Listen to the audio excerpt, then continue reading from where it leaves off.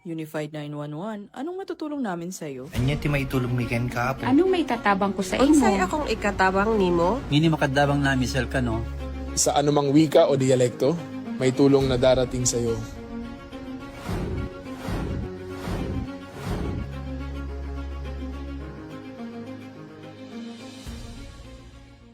Lilingkod sa bawat Pilipino at magbibigay ng tamang impormasyon para sa tahimik at maayos na Pilipinas. Police News Network, alagad ng batas, tagapagtaguyod ng balitang pulis, sandigan ng mamamayan, patnubay ng katotohanan.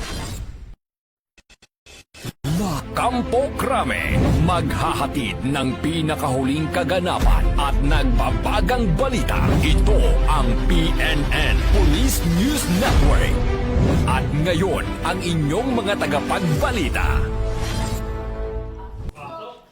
Magandang araw, bagong Pilipinas. Ako ang inyong alagad ng batas, tagataguyod ng Balitang Pulis. Ako po si Patrolwoman Reyna Joyce Dalire mula sa Southern Police District. Maghahatid sa inyo ng tamang balita, kwento ng pulis at serbisyo para sa mamamayan. At ito ang PNP News Online.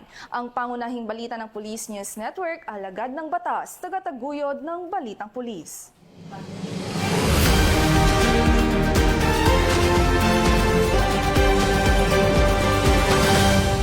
Narito ang mga balitang hatid ng ating PNN correspondents mula sa iba't ibang panig ng bansa.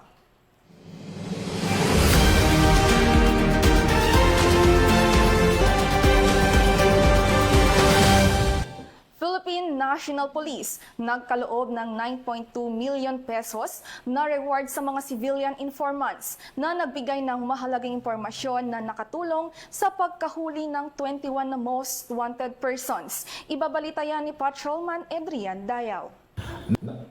National Police ng mahigit 7 na milyong pisong cash reward sa mga civilian informants na nagbigay ng mahalagang impormasyon na nagresulta sa pagkakaaresto ng 21 wanted person na naharap sa iba't ibang mabigat na kaso. Pinangunahan ni PNP Chief Police General Jose Melencio Nartates Jr. ang handover of monetary reward ceremony sa Camp Crame, Quezon City bilang pagkilala sa mahalagang papel ng mga mamamayan sa pagsuporta sa kampanya laban sa kriminalidad. Kabilang sa mga naarestong akusado ay may kasong murder, kidnapping, robbery, rape, homicide at iba pang mabibigat na krimen. Ayon sa PNP, patuloy ang matagumpay na operasyon na mahalaga ang pakikipagtulungan ng publiko sa mga otoridad upang mapanagot ang mga nagtatagong kriminal at mapanatili ang kapayapaan at kaisan sa mga komunidad.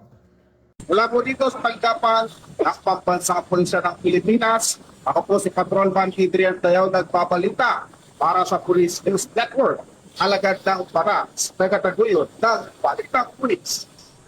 Maraming salamat, Patrolman Dayaw. Mahigit 200,000 pesos na halaga ng hinihinalang shabu ang nakumpiska mula sa isang estudyante sa isang pampublikong paaralan sa Bacolod City matapos magsagawa ng inspeksyon sa paaralan. Magbabalita dyan si Patrolwoman Edria de Palubos. Nakumpiska ng mga tauhan ng Bacolod City Police Office ang humigit kumulang 30 gramo ng pinaghihinalaang shabu na may tinatayang standard drug price na 204,000 piso mula sa isang minor de edad na grade 9 student sa isang pampublikong paaralan sa Barangay Banago, Bacolod City noong ika-20 ng Hulyo taong kasalukuyan. Naging matagumpay ang operasyon dahil sa ulat ng isang school security guard na nagsasagawa ng regular na inspeksyon ng bag sa exit gate ng paaralan. Nang mapansin ang kahinahinalang laman ng bag ng estudyante, agad niya itong iniulat sa Police Station 3 ng Bacolod City Police Office. Mabilis namang rumisponde ang mga operatiba, katuwang ang mga tauhan ng City Intelligence Unit upang tiyakin ang ligtas, maayos at naaayon sa batas na pagproseso ng insidente.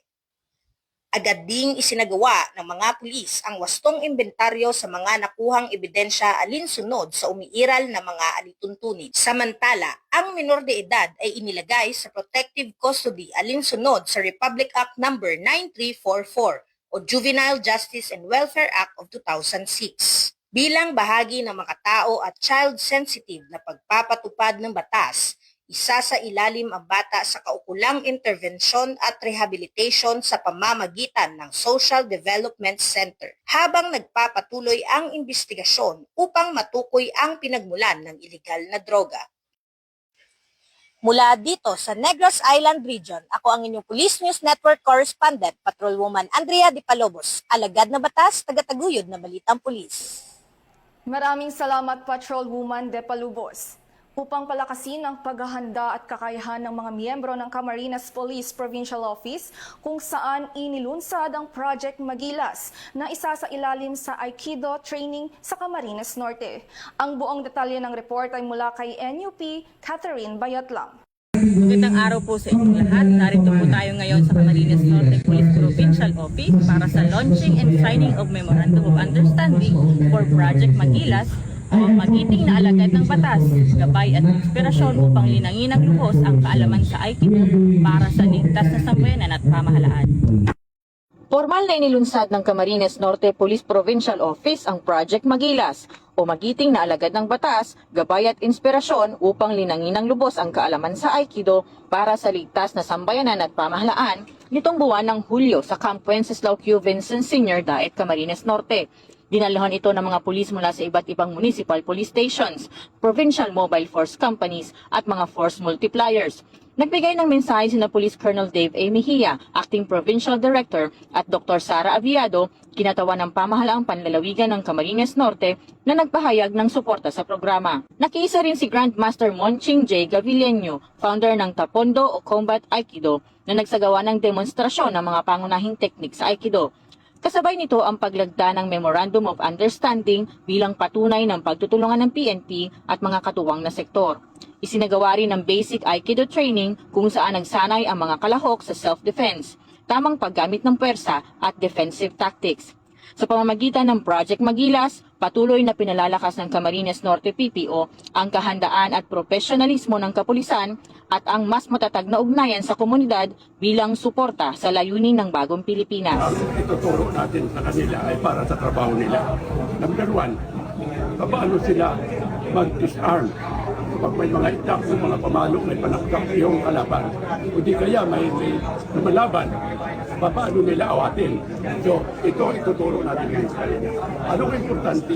Disarming, arresting, at saka handcuffing. Ating mga kapulisan, ititrain natin sila para sila naman yung maging trainer ng ating BPATs or yung mga force multipliers natin sa baba. And idagdag na rin natin dito yung mga kabataan natin na gustong matuto ng isang self-defense. So, yun ang hinahandaan natin sa ngayon. Mula dito sa Camarines Norte Police Provincial Office, ako po si NUP Catherine Bayatlang, nag-uulat para sa Police News Network. Bagong PNP para sa bagong Pilipinas. Serbisyong mabilis, tapat at nararamdaman. Maraming salamat, NUP Bayatlang. Magkaagapay ang mga miyembro ng Sorsogon Police Provincial Office at mga barangay officials sa pagsasagawa ng enhancement seminar kung saan nagkaroon ng iba't ibang pagsasanay na makakatulong upang labanan at sugpuin ang mga kriminalidad sa lalawigan ng Sorsogon. Police Staff Sergeant Angeli Yonzon sa balita. Bilang bahagi ng pagdiriwang ng 31st Police Community Relations Month, matagumpay na isinagawa ng Sorsogon Police Provincial Office ang Barangay Officials and Tanod Enhancement Seminar na may temang Sa Bagong Pilipinas, Ugnayang Pulis at Mamamayan, Tapat, Maaasahan at Nararamdaman ng Bayan.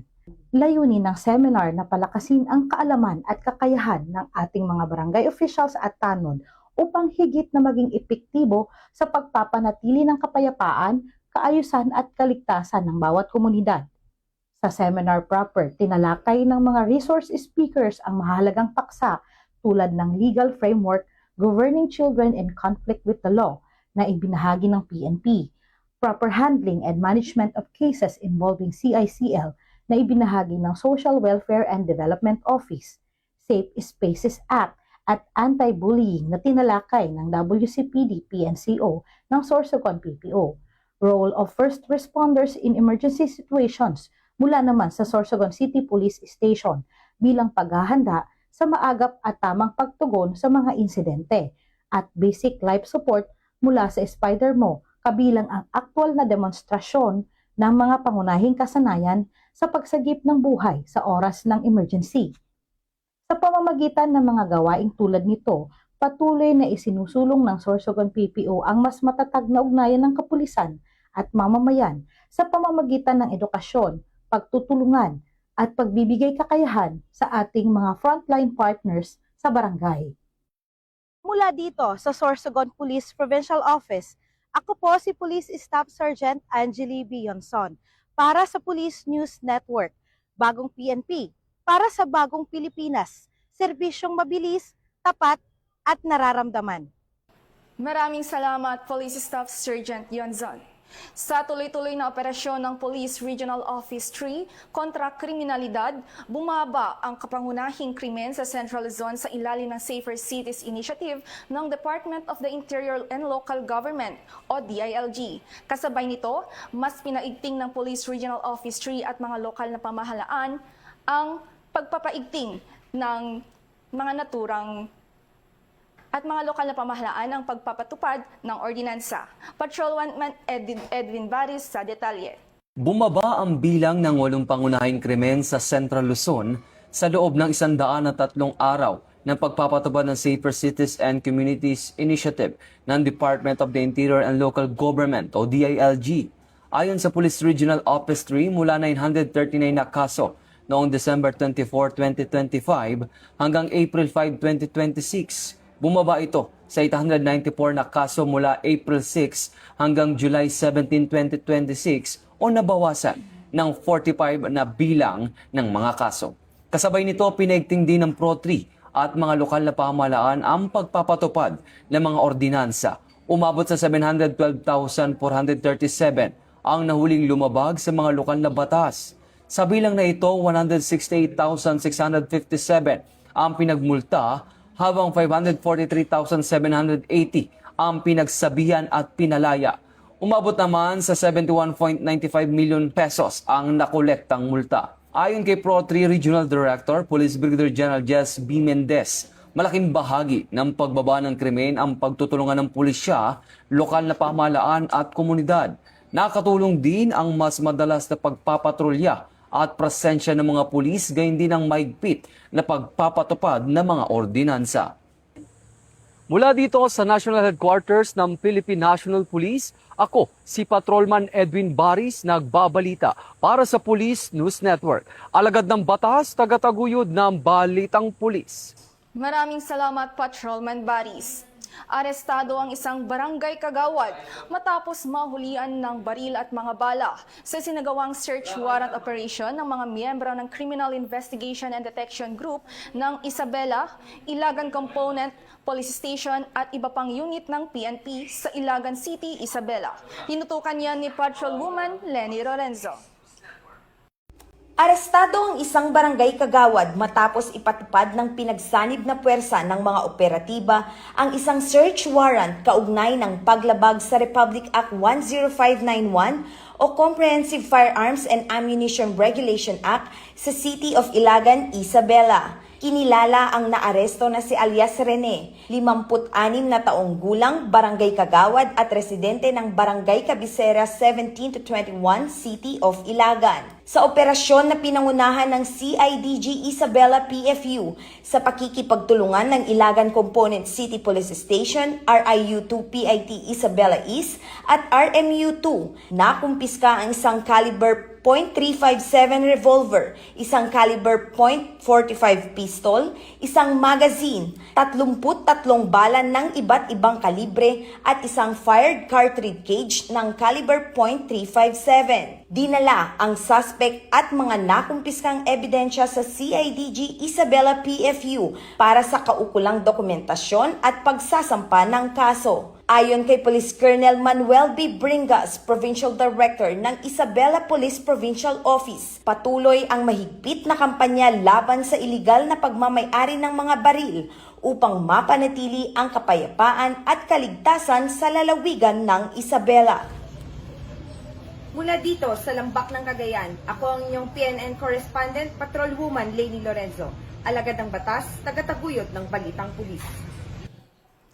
At bago tayo magtapos, para sa mas malawak at mabilis na ulat ng mga balita, huwag kalimutang mag-like, follow and share sa aming mga official social media accounts ng Police News Network. Tutok lang sa aming YouTube channel para sa mga live stream at replays. At i-follow kami sa X account para sa mga real-time updates at Facebook account ng Police News Network. Manatiling mapagmatsyag at laging alamin ang totoo.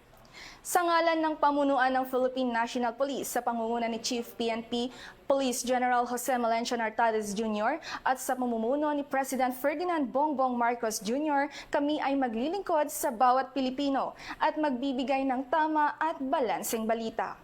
Mula rito sa tanggapan ng tagapag-ugnay ng Pambansang Pulisya, kami ang inyong alagad ng batas, tagataguyod ng Balitang Pulis. Ako ang inyong tagapag-ugnay, Patrolwoman Reyna Joyce Dalire mula sa Southern Police District. Maghahatid ng tamang balita, kwento ng pulis at serbisyo para sa mamamayan.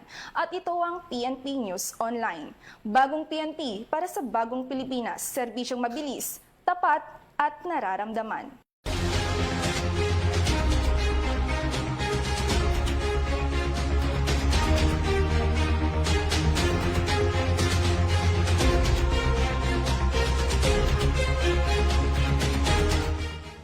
Police News Network, alagad ng batas, tagapagtaguyod ng balitang pulis.